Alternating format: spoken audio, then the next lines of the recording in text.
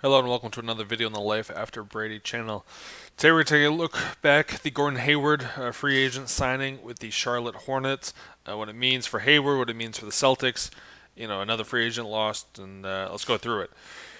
So first things first, I think it's important to keep in mind Hayward was far and away the best free agent signed this period. I don't have Van Fleet here. Van Fleet signed for 85, so a pretty significant difference between 120 and 85, a $35 million difference between Hayward and the next closest free agent. It's hard in any sport, in my opinion, to retain guys when they're unrestricted free agents when they're the top free agent on the market. The top guy usually is going to push the cap number way farther than it should be. If this is Tatum or LeBron James or Anthony Davis, that sort of thing, sure, that makes sense. But Gordon Hayward, what's the best hope? He gets back to be a top 25 player in the league right now, and he's far from that right now. He's very, very, very far from being a top 25 player in the league. He's probably top 50 right now.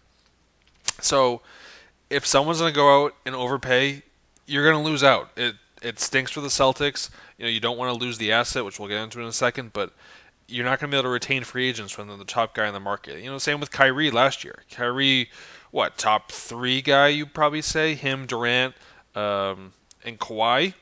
You certainly can argue he's the number 3 guy there behind those two. So, yes, the Celtics have lost free agents, but they've also just had the top guys, and you're going to lose guys when you are in that situation and when you have young guys that you're confident in keeping. Now, the issue to me is Jason Tatum and Jaylen Brown, the expectations are at an all-time high. You've now let those two go. You didn't trade for Anthony Davis. You didn't trade for Kawhi Leonard. You've kept those guys so that you could, in lieu of getting other players. And yes, contractually it makes more sense, but contracts only matter if the banners get raised in the Garden. So far, that's not been the case. So, it makes sense to me. Hayward, top guy in the market, leaves. Ainge is getting a ton of flack. I thought Boston Sports Info did a great job pointing it out. He's lost a ton of guys from this roster. NBA salary cap is roughly $110 million. Now, this is not a per-year thing. These are all extended contracts, 4-year contracts. The roster 2 years ago is now worth $828 million. So over $200 million per year, roughly $90 million over the cap of where it should be. Tatum a max deal, Kyrie a max deal, Hayward close to a max deal, Horford a huge deal, Jaylen Brown a big deal, Marcus Morris 4 for 64, Terry Rozier 3 for 56. Just absolutely outrageously big numbers. So yes, the second, third, and fourth guys on that list are gone. Irving, Hayward, and Horford. That's life. You don't have a magical $200 million to spend to retain these guys. It's just not possible. You can't have a billion-dollar lineup. This is not the Red Sox, the Yankees, MLB. The NBA has a salary cap. They have to oblige by it. It's pretty cut and dry to me. Not rocket science. All right, so let's go to Danny Ainge sucks part of this. Danny Ainge didn't go get the assets. I don't fully agree with it.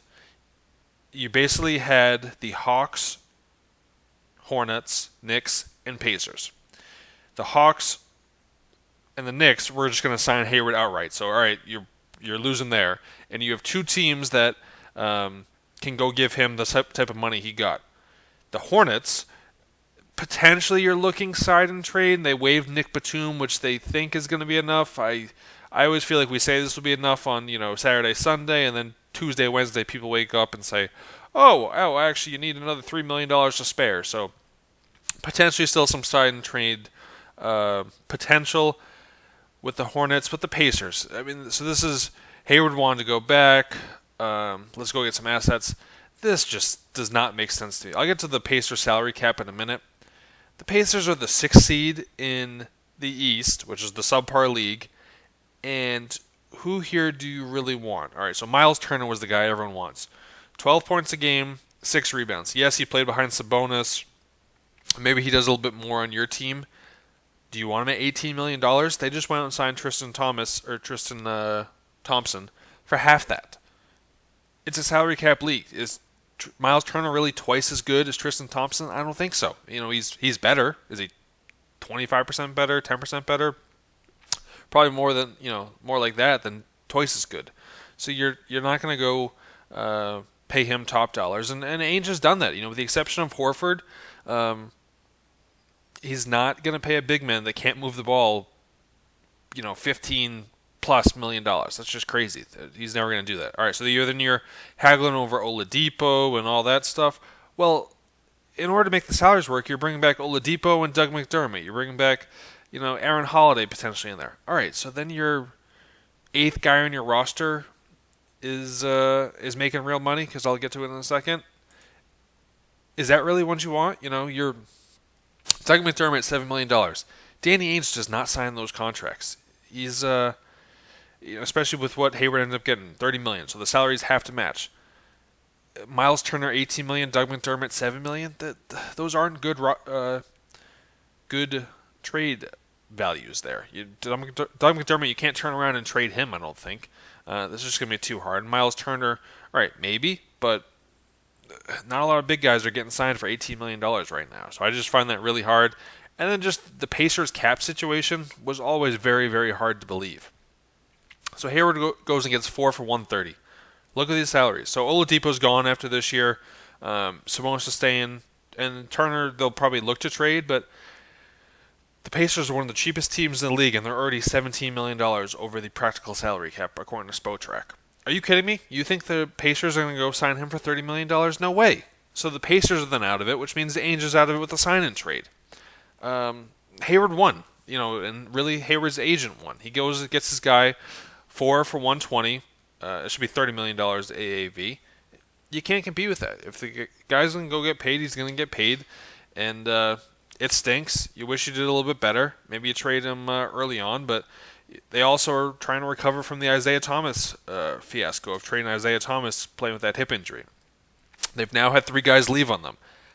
I feel like they're probably back to even keel a little bit. We're not going to trade our guys. Our guys are going to leave us. It's a business. I think the Celtics regroup here. It's about Tatum and Brown now. Tatum, Brown, and Kemba. I think the interesting thing about this, and I don't have it here, but Kemba and Hayward, basically you could say they got traded straight up.